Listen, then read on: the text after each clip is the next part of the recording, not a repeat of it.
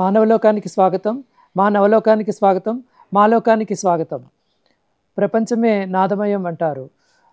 ప్రపంచమంతా సప్తస్వరాలతోటి నిండి ఉంది. గత జన్మ శృతి చేసుకున్నది, అది ఈ జన్మ సంగీతమైనది అని పి. సుశీల గారు అద్భుతంగా ఒక పాటలో చెప్పారు. తల్లిదండ్రుల దీవెన వల్ల, సహకారం వల్ల చిన్నప్పటి నుంచే సంగీతం నేర్చుకునే అవకాశం వచ్చింది.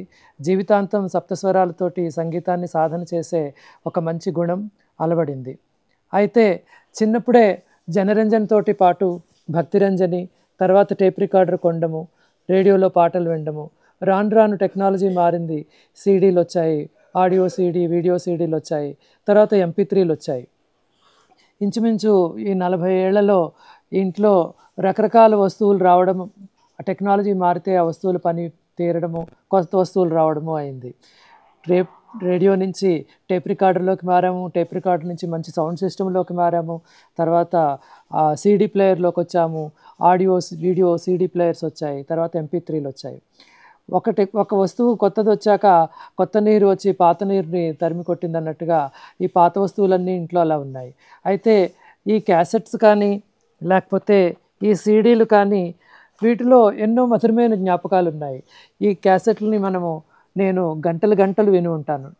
ఈ పాటలతో, ఈ క్యాసెట్లతోటి రకరకాల ఆలోచనలు, అనుభవాలు, ఆనందాలు, జ్ఞాపకాలు ఇమిడి ఉన్నాయి. టెక్నాలజీ మారినప్పటికీ కూడా, టేప్ రికార్డర్ అవి పాడైపోయినప్పటికీ కూడా, CD ప్లేయర్ పాడైపోయినప్పటికీ కూడా వీటిని ఏం చేయాలో తెలియదు, వీటిని పారేయాలనిపించదు. ఎందుకంటే వీటిలో అమూల్యమైన జ్ఞాపకాలు ఉన్నాయి. గత 40 సంవత్సరాలుగా ఇంటి నిండా సంగీతానికి సంబంధించిన రకరకాల వస్తువులు పేరుకున్నాయి. రేడియో పోయింది, టేప్ రికార్డర్ పోయింది, క్యాసెట్స్ ఉండిపోయాయి, సీడీలు ఉండిపోయాయి. వీటిని పాడైపోయిన మరమ్మతులు చేసేవాళ్ళు ఎవరూ లేరు. పి. సుశీల గారు పాడిన ఒక మధురమైన పాట గుర్తొస్తుంది. మూలదాగి ధూళి మూగి మోగపోయిన మధుర వీణ అని ఒక వీణ గురించి ఆమె పాడిన పాట చాలా అద్భుతంగా ఉంటుంది. నాకు ఈ క్యాసెట్స్ని, పాడైపోయిన ఈ టేప్ రికార్డర్ని, దుమ్ము పట్టిన ఈ సీడీలని, వీటిలన్నింటినీ చూసినప్పుడు ఆ పాటే గుర్తొస్తూ ఉంటుంది. కానీ వీటిలన్నింటినీ ఏం చేస్తాము? అదొక పెద్ద ప్రశ్న. వీటిని పాడేయాలంటే మనసొప్పదు. దాని గురించి ఒక చిన్న ఆలోచన చేశాను. వీటిలన్నింటినీ, ఈ జ్ఞాపకాలని జీవితాంతం ఉంచుకునేలాగా వీటితో ఏదైనా కొత్త వస్తువు చేయొచ్చా అన్న ఒక ఆలోచన వచ్చింది. ఆ ఆలోచనకి రూపకల్పన ఇవ్వడం మొదలుపెట్టాను. ఇదిగో నా దగ్గర ఉన్న ఈ పాత క్యాసెట్స్. ఆ క్యాసెట్స్లో చాలా మంచి మంచి బొమ్మలు ఉంటాయి. కున్నెక్కుడి వైద్యనాథన్ గారి వయలిన్ కానీ, అదేవిధంగా MS సుబ్బలక్ష్మి గారి భజగోవింద శ్లోకాలు కానీ, ML వసంతకుమారి గారు పాడిన అనేకమైన పాటలు, బొంబే సిస్టర్స్ పాటలు, నాకు చాలా ఎంతో ఇష్టమైన మంగళంపల్లి బాలమురళీకృష్ణ గారి ఉత్సవ సాంప్రదాయ కీర్తనలు, ఎన్ని పాటలు, ఎంతమంది అద్భుతమైన సంగీత కళాకారులు, వారి బొమ్మలన్నింటినీ కలిపి ఒక పెద్ద చిత్రం చేస్తే ఎలా ఉంటుంది అని ఒక ఆలోచన వచ్చింది. ఆ చిత్రానికి తగిన ప్రయత్నం మొదలుపెట్టాను.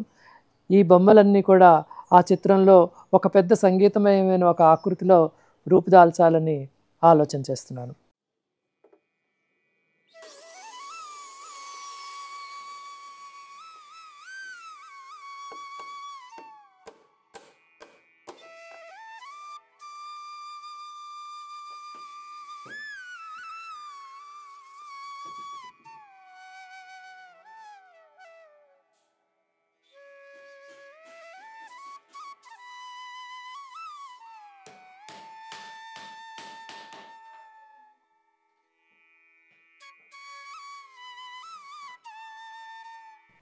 ఈ ఫ్రేమ్ చాలా హెవీగా ఉంటుంది. గ్లాస్ కూడా చాలా బరువుగా ఉండడం మూలంగా ఇది మొత్తం అంతా చాలా హెవీ స్ట్రక్చర్ అయిపోయింది.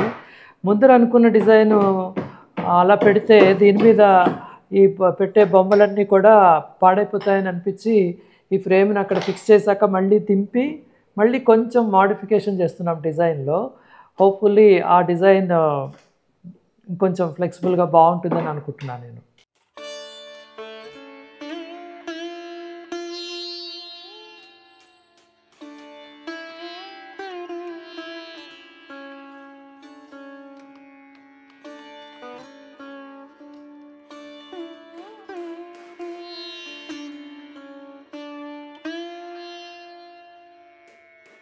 మా ఇంట్లోనే ఉన్న చెక్క గాజుతోటి ఈ ఫ్రేమ్ని రకరకాల మార్పులు చేర్పులు చేసి అమర్చాము.